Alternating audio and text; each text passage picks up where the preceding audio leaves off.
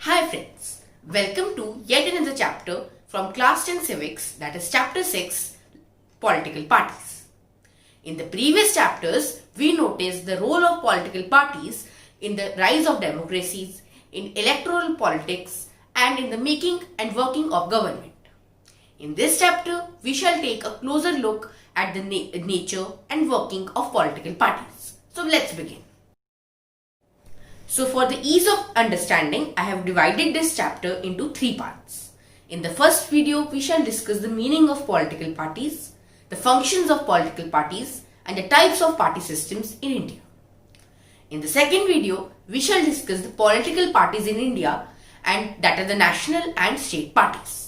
While in the third video, we shall discuss the challenges to political parties and how political parties can be reformed. So let's start. Let's begin by asking a very common question. You can answer the question by clicking on the I button on the top right corner of your screen. So why do we need political parties? Before answering this question, let's understand the meaning of political parties and what are their functions. So a political party is a group of people who come together to contest elections and hold power in the government. A political party has 3 components: the leaders, the active members, and the followers. Political parties are about a particular part of the society and involve partisanship. So this means that they favor one side and they are unable to take a balanced view on the issue. So now let's understand the functions of political parties.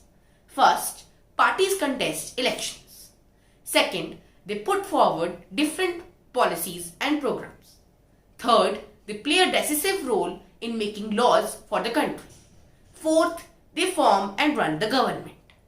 Fifth, they play the role of opposition. Sixth, they shape public opinion. And seventh, they provide people access to government machinery and welfare schemes. Now let's understand each point in detail. So the first, parties contest elections. Elections are fought mainly among the candidates put up by the political parties, and there are very few independent candidates, that are the candidates without political parties. So there are different ways in which the candidates are selected for contesting elections. In countries like USA, members and supporters of political parties choose the candidates, while in India, the top party leaders choose the candidates. Second, parties put forward different policies and programs. In a democracy, large number of similar opinions have to be grouped together to provide a direction in which policies can be formulated by the government. This is what political parties do. Government is expected to base its policies on the line taken by the ruling party. Third, they play a very important role in making laws for the country. Laws are debated and passed in the legislature.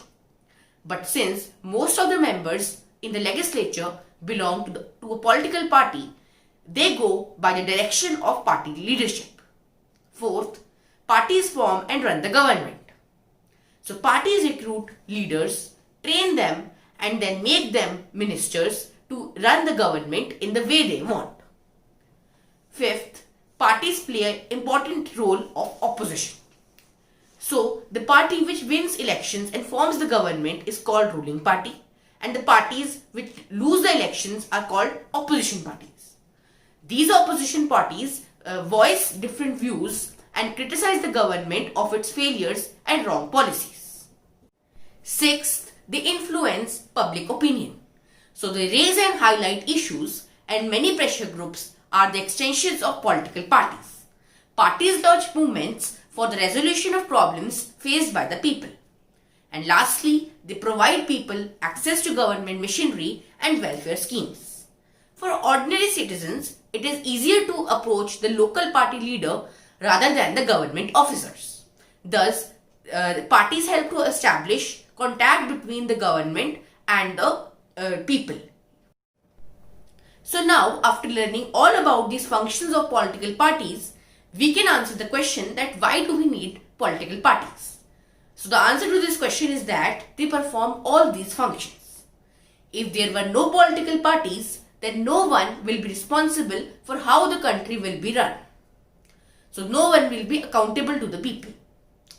Rise of political parties is directly linked to emergence of representative democracies.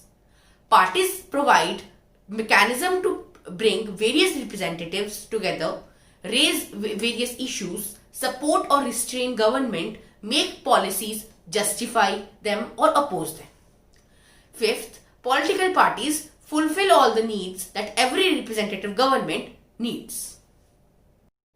In a democracy, any group of citizens is free to form a political party. Now, the question arises that how many parties should we have? So, we have three types of party systems. Let's study about each of them in detail.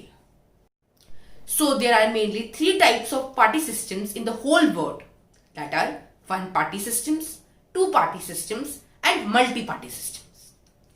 So, in the one-party systems, only one party is allowed to control and rule the government. It doesn't permit free competition for power. And one more disadvantage of this system is that it is not a good system, as there is no opposition or checks on the ruling party, as there is just a single party in the whole country. And examples of one-party system countries are China. And in China, there is only one party, that is the Chinese Communist Party. Second, two-party systems. So in this, power changes between two main parties.